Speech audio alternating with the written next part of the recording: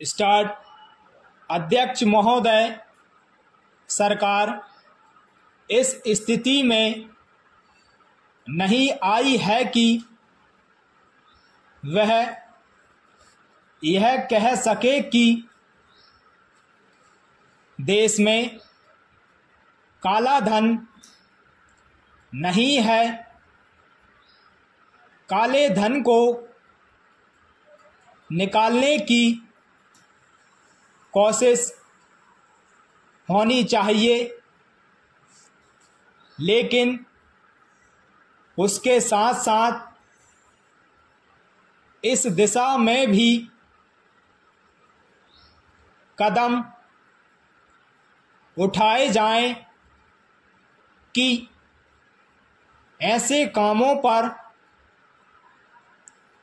रोक लगाई जाए जिससे लोगों को काला धन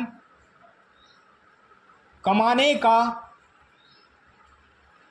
मौका ही ना मिले। आज हमारे देश के विभिन्न प्रदेशों और क्षेत्रों की स्थिति में बड़ा फर्क है। इस फर्क को समाप्त किया जाना चाहिए। मुझे आशा है कि वित्त मंत्री जी मेरे इन सुझावों पर अवश्य ध्यान देंगे। कल मैं वित्त मंत्री जी को बता रहा था कि आप एक तरफ तो नए नए कर लगाकर खजाने को भरने की कोशिश कर रहे हैं और दूसरी तरफ आपके विभाग उस खजाने में छेद कर रुपया निकाल रहे हैं। इस तरफ उनका ध्यान जाना चाहिए। मैंने इस संबंध में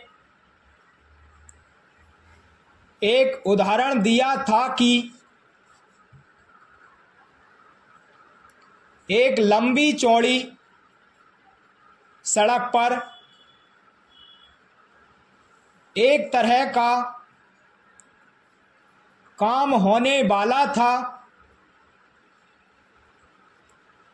एक ठेकेदार ने 40 लाख रुपए प्रति मील और दूसरे ने 80 लाख रुपए प्रति मील के हिसाब से रुपया मांगा। जब मंत्री महोदय के सामने यह बात लाई गई तो इस बात की जांच हुई जिसमें कुछ करोड़ रुपयों की बचत हुई। अगर सभी मामलों की जांच हो जाती तो कई करोड़ रुपयों की बचत हो सकती थी। पैरा अध्यक्ष महोदय, जैसा मैंने कल वित्त मंत्री जी से कहा, उन्होंने कुछ करोड़ रुपयों की करों में छूट देकर हम पर एहसान लाद दिया, लेकिन मैं तो उसका कई करोड़ रुपयों का फायदा करा रहा हूं। आप इसकी जांच कराइए और देखिए कि कैसी लूट हो रही है। इतना ही नहीं, इसका असर दूसरे विभागों पर भी पड़ रहा है।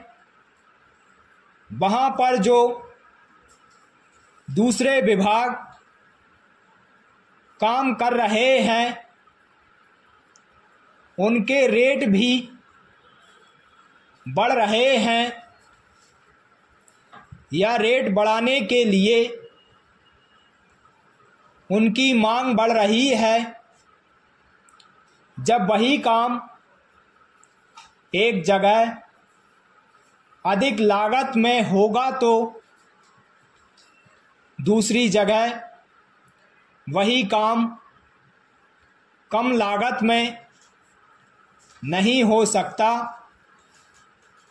इसलिए या तो वह रेट बढ़वाएगा या चोरी करेगा। अगर एक सड़क पर ऐसा होता है तो वहाँ जो दूसरे काम चलते हैं उसमें भी ऐसा ही होता है। ठेकेदार आपके विभाग के साथ मिलकर रेट बढ़ाते हैं। मैं भ्रष्टाचार की बात नहीं करता हूँ, उसको ना आप बंद कर सकते हैं और